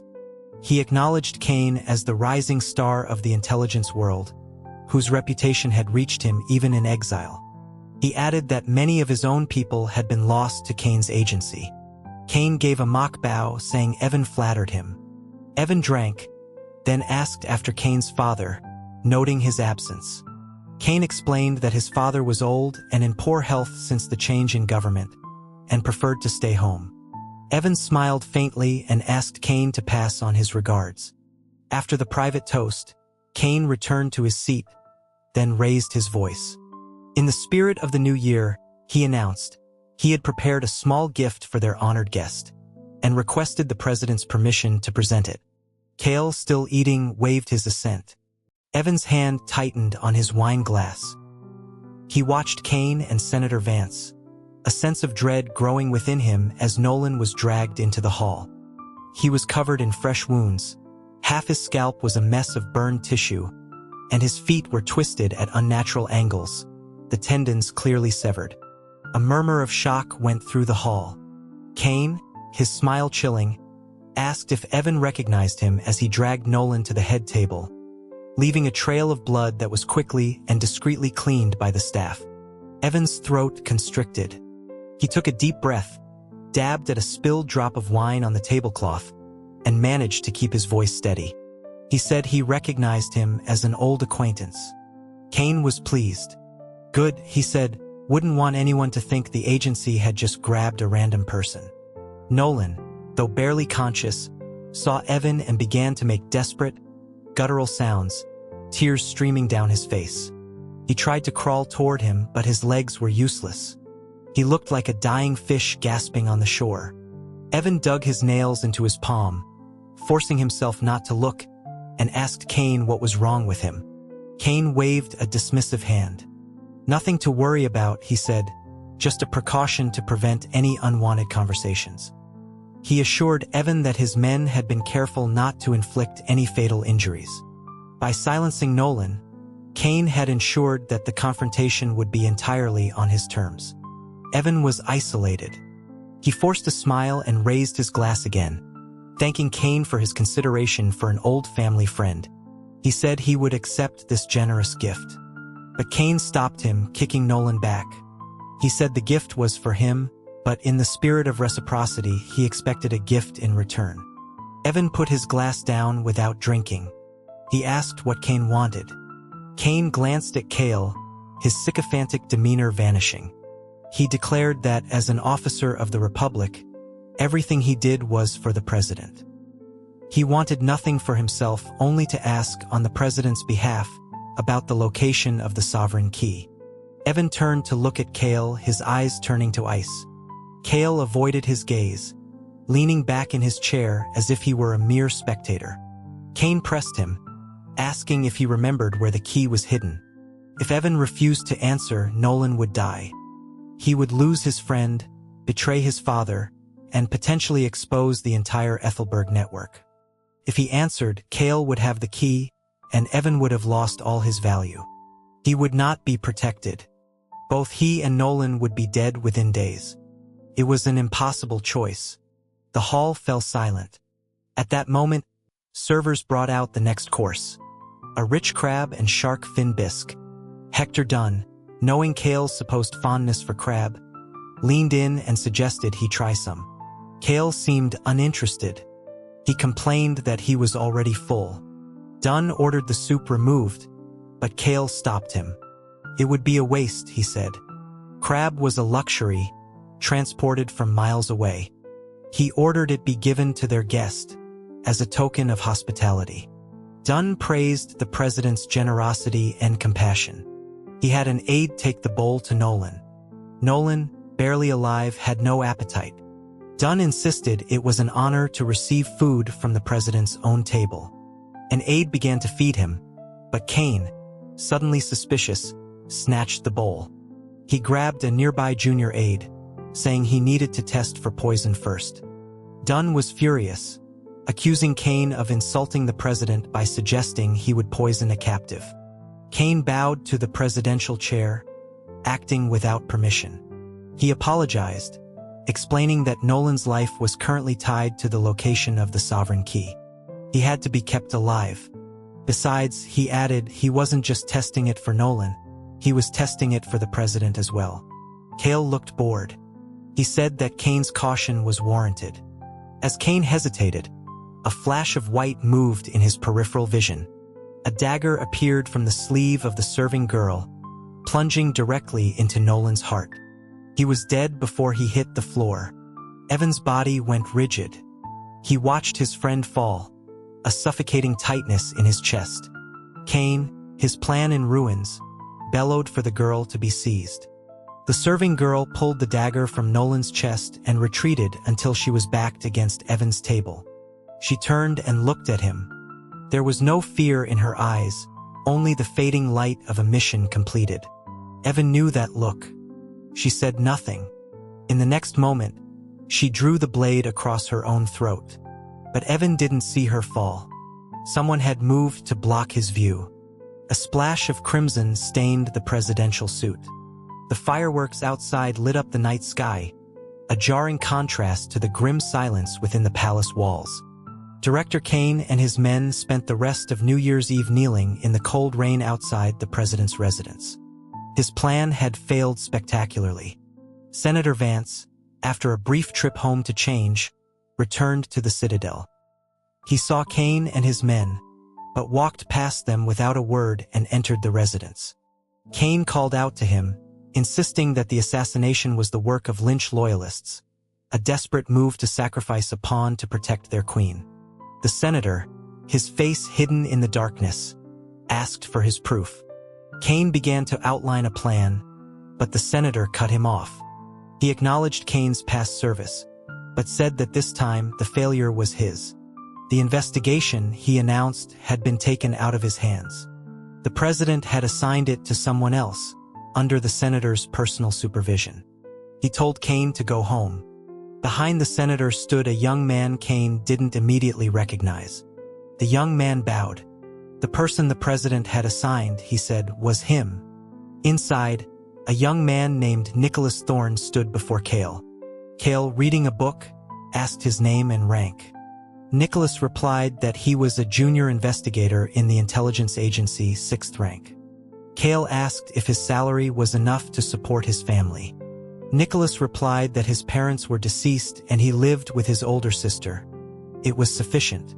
Before Cale could ask more, Senator Vance interrupted, reminding him that Director Kane was still waiting outside. Cale dismissed the concern, telling an aide to inform Kane's family to send a car for him. Nicholas then presented his initial findings. The assassin was a woman named Elena, a long-serving staff member in the banquet hall with a clean record. The dagger was a common type, easily purchased. Cale put down his book, unimpressed. He asked if that was all he had found in several hours. Nicholas remained calm. He reported that his investigation had been delayed because he had discovered that the crab bisque, only the portion served to the president, had been poisoned. Cale feigned alarm. Nicholas confirmed that it was a targeted attempt on his life, a matter more urgent than Nolan's death. He had detained the entire kitchen staff for questioning. Cale, clutching his hands, asked if he knew who was responsible. Nicholas replied that he did not, but that the person had to be familiar with the president's tastes and have significant influence over the internal staff. The room fell silent. Senator Vance suggested that perhaps Elena had poisoned the soup herself. Nicholas countered that if she had poison, why would she also carry a dagger? And how could she have known the president would offer the soup to Nolan? It was more likely, he concluded, that the poisoning and the assassination were the work of two different parties, and the assassin had simply struck first. Cale, feeling a sudden thirst, called for Hector Dunn. A young, unfamiliar aide appeared, stammering that Director Dunn was not present. Cale asked why, as Dunn was on duty. Nicholas informed him that Director Dunn was also in custody. Cale's eyebrow shot up. He remarked on the young investigator's audacity. He asked if Nicholas thought Dunn was the assassin or the poisoner. Nicholas replied without hesitation. In his opinion, Dunn was the prime suspect in the poisoning, and likely connected to the assassination as well. When asked for his reasoning, his answer was simple. Elena was Hector Dunn's secret wife. 2 horses moved through a thick fog. A young boy's voice complained about having to study so much, vowing that when his friend's older brother was in charge, they would convince him to let them stop. The other boy, more serious, reminded him of his duty to his family. The first boy laughed, spurring his horse on. He declared that his father was only a general, but he would one day reclaim the entire northern frontier for the Republic. He would not be bound by his father's legacy. He galloped away, laughing. The second boy called his name, Nolan, but he didn't turn back. "Nolan, come back." A flash of light, and the horse and rider went down. Evan woke with a start, his clothes soaked in sweat. The dream lingered, a heavy weight in his chest. Someone handed him a cup of water. It was Kale. This time it was warm. Evan thanked him and drank, his frantic heart slowly calming. Kale watched him, a curious expression on his face. He asked what he had dreamed about. Then his voice turned cruel. After all those years, he said, to just throw Nolan away. He called Evan a cold-hearted creature. As he spoke, his eyes followed a drop of sweat as it traced a path from Evan's temple to the tip of his chin. The question in his mind was not about the case, but how this man's face could be so perfectly formed. Evan looked up, his voice steady. He said he was not the one who killed Nolan. Kale toyed with the signet ring on his finger, meeting his gaze. He asked what Evan wanted. Evan took another sip of tea, his eyes dark. He said Kale's ambition was vast. Kale told him he didn't understand. Evan looked down at the cup in his hands. He asked if Kale had poisoned this water, too. Kale smiled, a strange, twisted expression. He asked why Evan would drink it if he suspected it was poisoned. Evan said nothing, just smiled faintly and finished the tea. It was Kale who grew agitated. He glanced around the room, feeling as if the walls were too thin, that the wind was blowing through cracks, that Evan had seen right through him. He finally broke. He asked who had told him the soup was poisoned. Evan replied that he had guessed. Kale's public display of affection, his use of his own supposed favorite dish to set up Nolan. It was a brilliant move to deflect suspicion from himself. Since the attack vector was food, the only logical method was poison. Kale conceded that Evan's mind was sharp. He stopped fidgeting with his ring, his gaze hardening. He said Senator Vance was right. He should have killed him sooner. Evan, however, seemed to have lost his fear for his own life. He commented that Kale's methods were also impressive.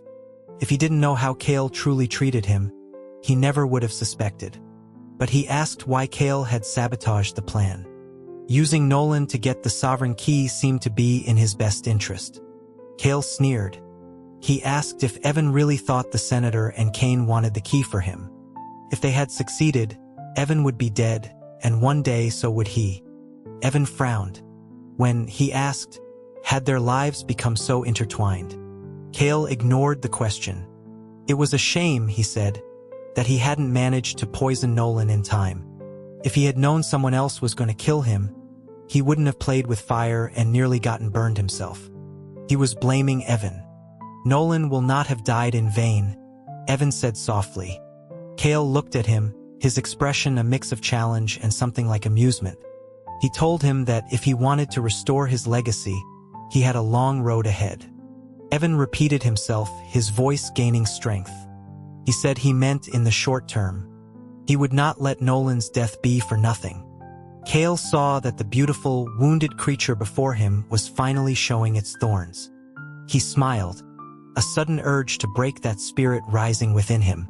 He told Evan that, for all his cleverness, he had missed one crucial detail. He leaned in, his lips almost brushing Evan's ear. The thing he hated most in the world, he whispered, was crab. Evan's earlobe flushed a pale pink. He asked why Kale was telling him this. Kale replied that he was being sincere.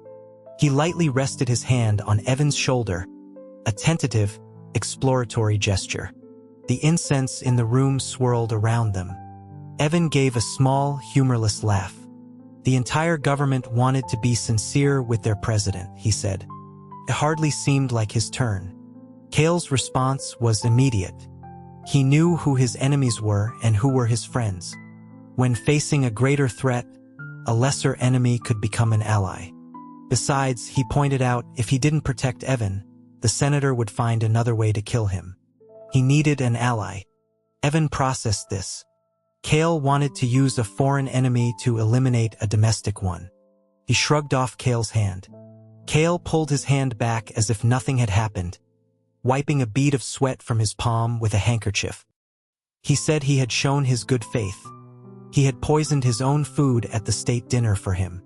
What more did he want? Evan said nothing, just glanced at the guards stationed outside the door. He said that sincerity seemed a long way off. Cale looked out as well. His tall frame cast a long shadow that swallowed the light around Evan. He said he had to maintain appearances for the government. He added that while Captain Cole was diligent, he was no match for Evan's ingenuity. And in a crisis, Cole could even be relied upon to protect him. Evan remained unmoved. Cale, realizing he had to make the first real concession, sighed. He called for Captain Cole. Cole entered immediately. Cale tossed him the handkerchief. From now on, he said, this wing no longer required a guard. When Cole began to protest, Cale cut him off. He and the prisoner, he said, were on the same side. Hector Dunn sat in a well-lit cell in the agency's headquarters, feasting on fruit and vegetables that were no worse than what he got at the Citadel. Nicholas Thorne entered and ordered several of the lamps extinguished. He stood across a brazier from Dunn, not bothering with formalities. Dunn sneered at him, asking if he was the one who had ordered his arrest. He said he'd never seen him at the Citadel and questioned how he had been assigned to the case. Nicholas confirmed his identity, then picked up a strange, red-pitted grape seed from the floor. Dunn boasted that it was a rare imperial fruit, something a low-level agent like him would never have seen. 10 acres of land, he said, produced only one vine. Nicholas's face hardened. With the nation's treasury strained and people starving, this parasite was wasting land on luxury fruit. He threw the seed at Dunn's feet, telling him to enjoy it, as he wouldn't be eating next year's harvest.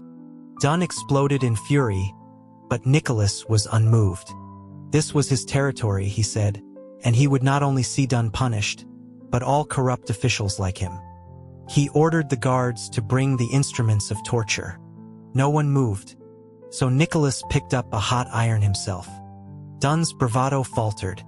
Nicholas stared at him, his face a mask of contempt, then tossed the iron back into the fire. Just then, an agent announced that Advisor Rossi had arrived. Nicholas turned to see Isabella standing outside the cell, dressed in simple civilian clothes. She stated that Senator Vance had sent her to monitor the case. She asked how the interrogation was proceeding. Nicholas, his eyes fixed on the simple wooden pin in her hair, reported that the kitchen staff had been questioned and the poison had to have been administered during serving. Isabella nodded. She said if he couldn't find anything, he shouldn't push too hard. Nicholas was taken aback. She pointed out that Nolan had died from a stab wound, and the president hadn't drunk the soup anyway. Dunn's connection to Elena was circumstantial. If Nicholas couldn't produce real evidence soon, he should release him and save himself. He refused. To release him would be to close the case. Dunn was guilty of something, even if it wasn't this. Isabella smiled a little, a mix of admiration and pity. She told him to hold on to him for now, but that the president would eventually secure his release. The assassin was dead. A corpse couldn't testify. This was always meant to be an unsolvable case. It was given to him because he was young and fearless, not because he was expected to solve it. Nicholas, unconvinced, asked if this was Senator Vance's opinion. She smiled again. No, she said. It was the president's. Before she could leave, an agent rushed in, reporting that Hector Dunn's private residence in the Western District, the one where he kept Elena, was on fire. By the time Nicholas and Isabella arrived, the building was an inferno.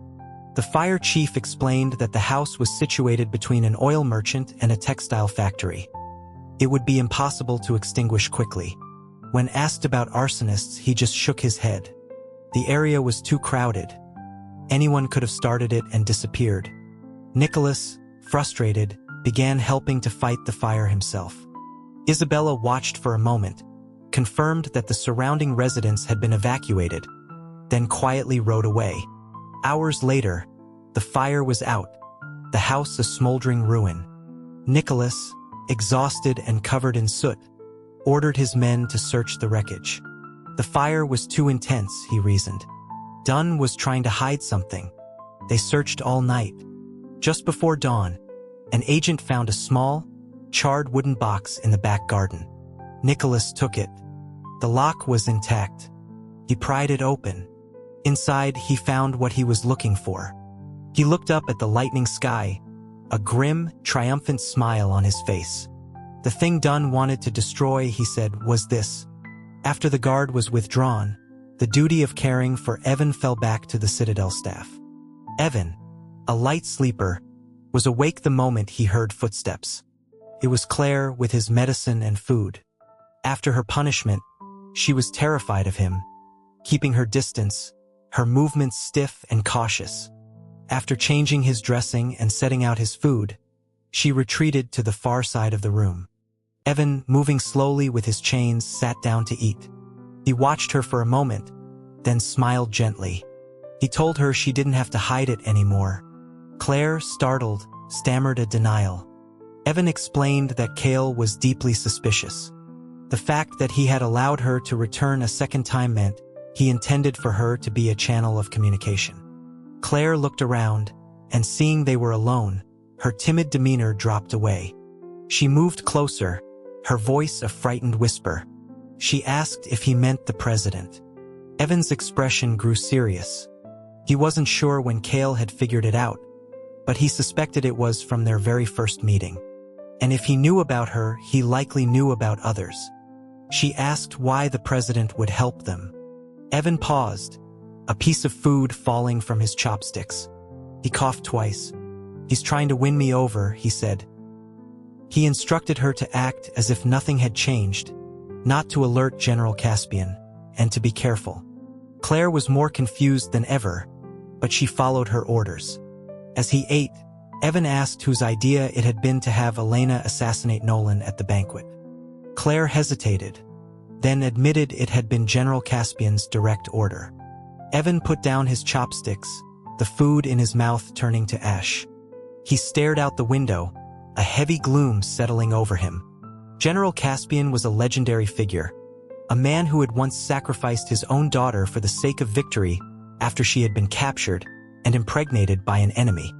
Her death had cemented his reputation as a ruthless patriot. Now, with Nolan's death, his family line was extinguished. Claire knelt, explaining that with Evan in such a precarious position, the general had seen Kane's plan as a dead end. To break the trap, Nolan had to be sacrificed. Fearing Evan's sentimentality would get in the way, the general had taken the decision out of his hands. Evan, his voice weary, acknowledged her explanation. He told her to inform the general that he would arrange for Nolan's body to be smuggled out of the Citadel. As for Elena, he said, the general was not to interfere. He had already set a new plan in motion, one that would uproot the traitors once and for all. That afternoon, a commotion erupted from the main residence. Nicholas Thorne, having come straight from the fire, had entered the Citadel and was demanding an immediate audience with the president.